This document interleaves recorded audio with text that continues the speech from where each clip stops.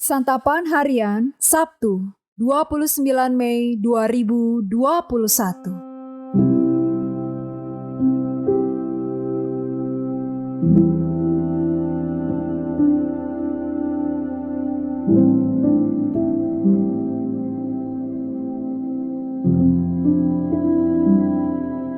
Inilah program Santapan Harian, sebuah program yang mengajak Anda menelusuri isi Alkitab, agar Anda menemukan makna firman Tuhan sesuai dengan konteksnya.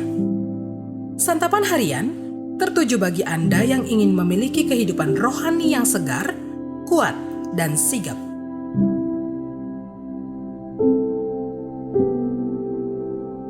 Hari ini kita akan membaca Nahum pasalnya yang pertama, ayat yang ke-9 hingga pasal kedua, ayatnya yang kedua. Namun sebelumnya, mari kita berdoa. Sabdamu laksana embun pagi yang menyegarkan iman kami. Kami mohon bersabdalah bagi kami ya Kristus, sehingga iman kami dapat terus tumbuh dan berbuah dalam setiap langkah hidup kami. Di dalam terang sabdamu Kristus, kami memohon. Amin. Nahum pasal 1 ayat 9 sampai dengan Nahum pasal 2 ayat 2. Apakah maksudmu menentang Tuhan? Ia akan menghabisi sama sekali? Kesengsaraan tidak akan timbul dua kali. Sebab mereka pun akan lenyap seperti duri yang berjalin-jalin, dimakan habis seperti jerami kering. Bukankah daripadamu muncul orang yang merancang kejahatan terhadap Tuhan? Orang yang memberi nasihat dursila. Beginilah firman Tuhan. Sekalipun mereka utuh dan begitu banyak jumlahnya, tetapi mereka akan hilang, terbabat dan mati binasa.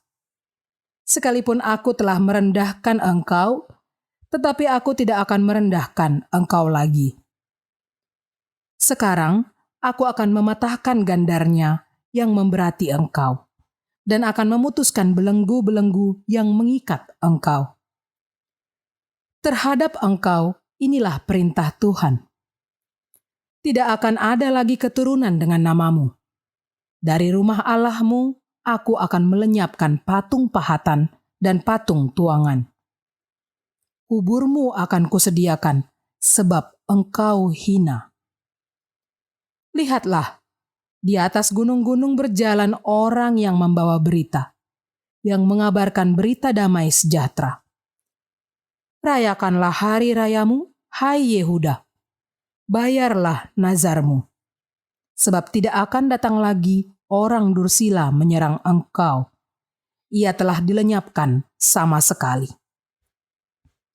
Pembongkar maju terhadap engkau. Adakan penjagaan di benteng. Mengintailah di jalan. Ikatlah pinggangmu teguh-teguh. Kumpulkanlah segala kekuatan. Sungguh Tuhan memuliakan kebanggaan Yakub, seperti kebanggaan Israel. Sebab perusak telah merusakannya dan telah membinasakan carang-carangnya.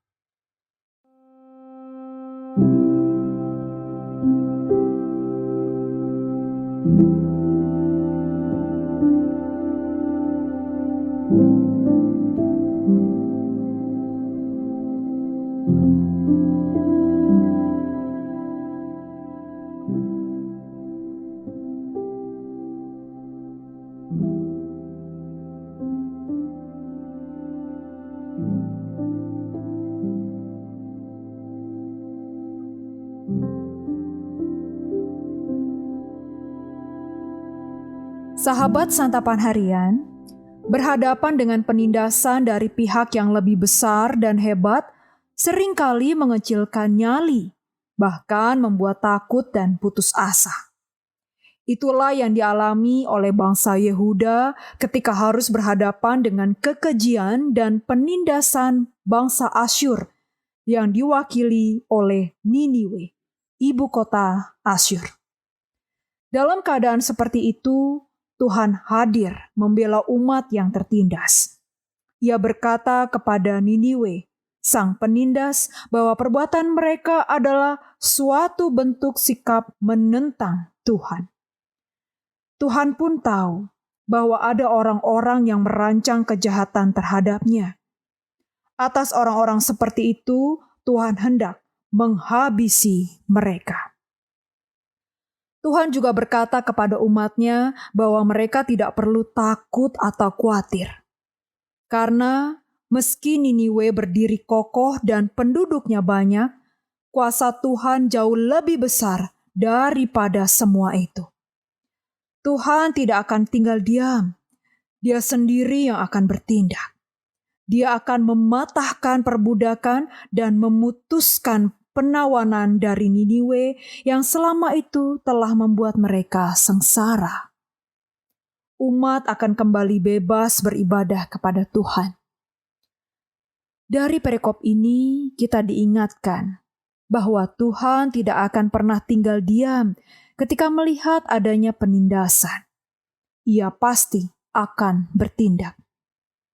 Karena itu, jikalau kita berada dalam keadaan tertindas atau mendapat perlakuan yang tidak sewajarnya, marilah kita berseru kepada Tuhan memohon pertolongan-Nya.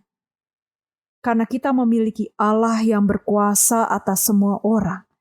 Kita tidak perlu dikuasai oleh rasa takut yang berlebihan. Kita mesti senantiasa menjadi umat yang bersyukur dan bergembira, apapun keadaan kita saat ini. Sebab Tuhan kita berkuasa atas segala penderitaan dan adil bagi umat-Nya.